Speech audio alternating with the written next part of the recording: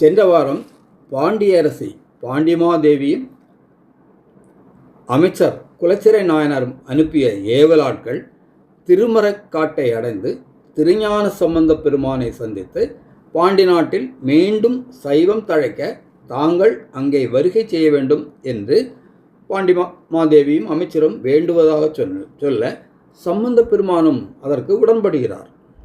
இந்த கதையை போன வாரம் பார்த்தோம். அப்போது பக்கத்தில் இருந்த திருநாவுக்கரசர் பெருமான் சமணர்கள் எல்லையில்லா தீங்கு செய்பவர்கள், மேலும் கோள்களும் நாட்களும் தீயவனவாய் உள்ளன என்று அவரது பயணத்தை தடுக்க முயன்றார். அப்போது சம்பந்த பெருமான் என்ன பாடல் பாடினார் என்பது உங்களுக்கு எல்லாம் தெரியும். அப்பொழுதுதான் வேயுறு தோழிப்பங்கன் என்னும் திருப்பதியத்தை பாடி அருளினார் என்று சென்ற வார கதையை முடித்திருந்தோம். அந்த பாடலை பார்த்தோம். இனி அதற்கு கண்டினியூஷன், அதாவது அதுக்கு தொடர்ந்து அடுத்த கதை வரலாற்றை பார்க்கலாம்.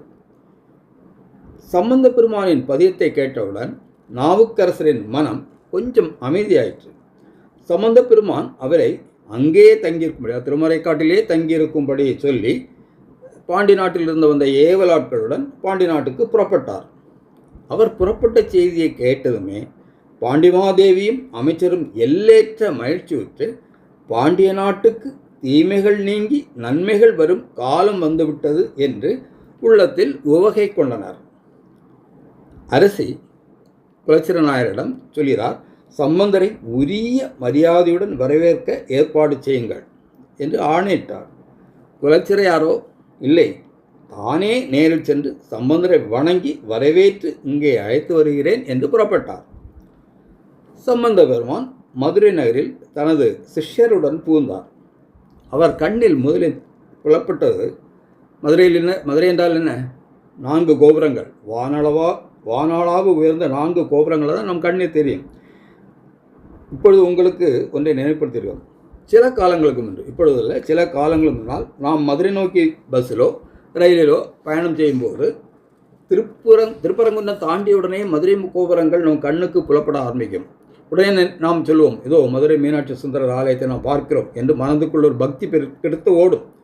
இப்போது பெரிய கட்டிடங்கள், பில்டிங்ஸ் எல்லாம் நிறைய பெரிய வந்ததனால் அப்படிப்பட்ட ஒரு தரிசனம் கிடைக்குமா என்பது எனக்கு இப்போ தெரியவில்லை. ஆனால் அந்த காலத்தில் கிடைத்து கொண்டிருந்தது. குறிப்பாக சம்பந்த பெருமான் வரும்பொழுது இந்த பிரச்சனை இல்லை. அதனால் அவர் வரும்பொழுது கோபுரங்களை அவரால் பார்க்க முடிந்தது. உடனேயே அவர் என்ன நினைக்கிறார், அதன் உள்ளே உரையும் சோமசுந்தர கடவுளையும் உடன் உரையும் மீனாட்சி அம்மையாரையும் அந்த கோவிலில் இறைவனை தினம் தரிசிக்க வரும் பாண்டிமாதேவியையும் அமைச்சர் குலச்சிறை நாயனாரையும் தான் அவருக்கு மனதில் தோன்றியது. அவர் நினைக்கிறார், இந்த கோவிலில் தானே நமது பாண்டிமாதேவி தினமும் வந்து வணங்குகிறார், அவருடன் அமைச்சர் குலச்சிறார். ஏன்னா மன்னர் வரமாட்டார், மன்னர் வேற்றுமத்தை அந்த தழுவி இருந்தார், அதனால் அவர் வரமாட்டார். அமைச்சர் குலச்சிறை நாயனாரும் பாண்டிமாதேவியும் தொடர்ந்து தினமும் வந்து வழங்கும் ஒரு கோவிலாக இருந்தது. சரி, இனி மங்கையர்க்கரசியார் யார் என்பதை தெரிந்து கொள்வோம். மங்கையர்க்கரசியாரின் ஊர் பழையாறை. பழையாறை என்பது சோழ நாட்டில் உள்ள ஊராகும். அது சோழ நாட்டில் உறையூர் இருக்கிறது, தஞ்சாவூர் இருக்கிறது. ஆனால் சில காலங்களில் பழையாறை என்ற ஒரு தலைநகரம் அவங்களுக்கு இருந்தது. அந்த நேரத்தில் பழையாறை மன்னன், சோழ மன்னன் ஆட்சி கொண்டிருக்கக்கூடிய நேரத்தில் தான் மங்கையர்க்கரசி பழையாறையில் பிறந்தார்.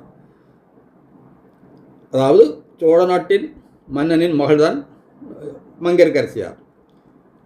சோழ நாட்டில் சைவ சமயம் தழைத்தோங்கி வந்த காலம் அந்த காலம். இந்த மங்கையர்க்கரசியாரை நாம் 63 நாயன்மார்களில் ஒருவராக போற்றப்படுகிறோம். அது எப்படி என்றால், சுந்தரர் திருத்தொண்டர் தொகை என்று எழுதியிருக்கிறார்.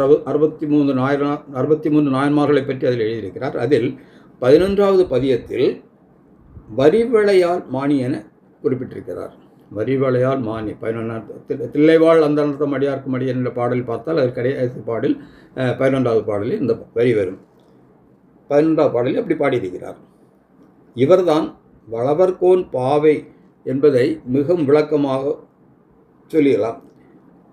வளவர்கோன் பாவை, வளவர்னா யார், கோன் யார் என்பது கொஞ்சம் தெளிவாக தெரிந்தால் இன்னும் கொஞ்சம் உங்களுக்கு புரியும்படியாக நான் சொல்கிறேன்.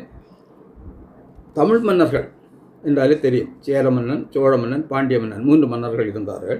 அதில் சேர மன்னர்களை ஒரு அடைமொழியாக சேரலாதன், குட்டுவன், பொறையன் என்ற பெயர்களால் அழைப்பார்கள். சோழ மன்னர் பெரும்பெரு சேரலாதன், சேரலாதன் வரும், சேரன், செங்குட்டுவன் அந்த பெயர்களெல்லாம் நீங்கள் கேட்டிருப்பீர்கள். அதெல்லாம் ஒரு அடைமொழியாக அவர்களுக்கு கிடைக்கும். சோழ மன்னர்களை எப்படி சொல்வார்கள்? வளவன், செம்பியன், சென்னி. திருமாவளவன், செம்பியன் அப்படி நிறைய பேர்களெல்லாம் வரும். சென்னி என பாண்டிய என்று அழைப்பார்கள். இங்கே வளவர் கோன் பாவை என்று சொல்வது அவரே தான். வளவர் கோன் பாவை என்று, வளவன் கோன் பாவை என்று சொல்லி மானி அதாவது மங்கையர்க்கரசியை அழைக்கிறார். பாண்டிய மன்னர்களை என்ன பெயரில் அழைப்பார்கள்? மாறன், வழுதி, செழியன் என்ற பெயர்களால் அழைப்பார்கள். இது உங்களுக்கெல்லாம் தெரிந்திருக்கும். தெரியாதவர்களுக்கு வேண்டி நான் ஒரு முறை சொல்கிறேன். இங்கு வளவர்கோன் பாவை என்பது சோழ மன்னன் மகள் என்பதை சம்பந்தரும் தெளிவுபடுத்துகிறார். அவர் என்ன பாட்டில் இந்த மங்கையர்க்கரசி பாடல் என்ன சொல்கிறார்? மங்கையர்க்கரசி வளவர்கோன் பாவை என்ற வார்த்தையை அவர் சொல்கிறார். அந்த பாடல் தான் நாம் இன்று பாடப்போகும் பாடல். மங்கையர்க்கரசி வளவர்கோன் பாவை என்ற பாடலைத்தான், அந்த பதியத்தை தான் நாம் இன்று பாடப்போகிறோம்.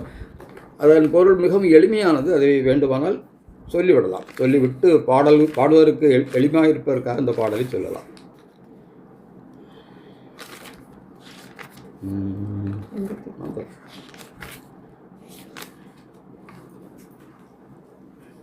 மங்கையர்க்கரசி வளவர்கோன் பாவை வரிவளை கைமிட மானி.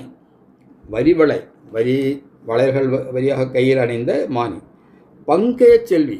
பங்கைய செல்வி என்பது பங்கயம், தாமரை மலர். அதில் மலர்ந்திருப்பவர் யார்? லட்சுமி.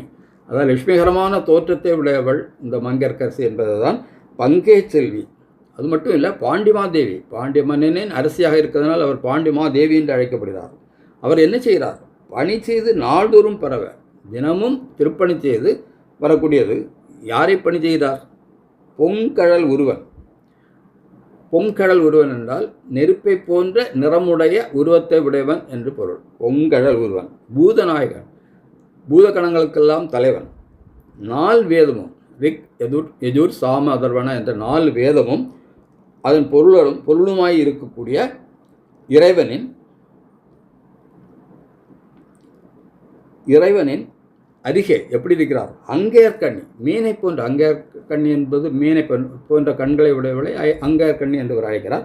அங்கேயர்கண்ணி தன்னோடும் அமர்ந்த, அவருடனும் அமைந்த ஆலவாய் ஆவதும் இதுவே. அந்த ஆலவாய் கோயிலுக்காக நான் வந்திருக்கிறேன். சில ஊரை நாம் தேடிக்கொண்டே இருப்போம், போக வேண்டும் என்று நினைத்து கொண்டிருப்போம்.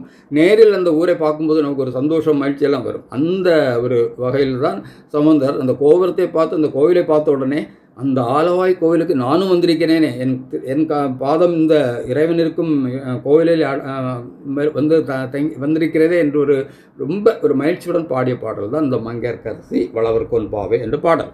இதன் பொருள் நான் சொன்னது மாதிரி ரொம்ப எளிமையான பொருள் ரொம்ப இருக்கும். இனி இந்த பாடலின் பண் புறநீர்மை. புறநீர்மை பண் என்று சொல்வார்கள். இதன் ராகம் பூபாலம்.